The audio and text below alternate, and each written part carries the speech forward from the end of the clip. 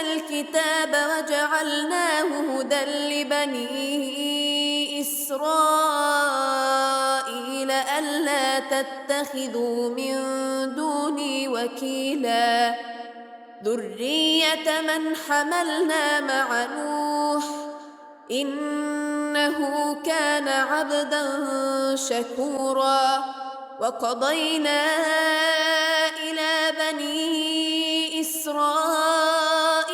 في الكتاب لتفسدن في الأرض مرتين ولتعلن علوا كبيرا فإذا جاء وعد أولاهما بعثنا عليكم عبادا لنا أولي بأس شديد فجاسوا خلال الديار آتينا موسى الكتاب وجعلناه هدى لبني إسرائيل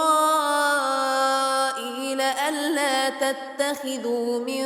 دوني وكيلا ذرية من حملنا مع نوح إنه كان عبدا شكورا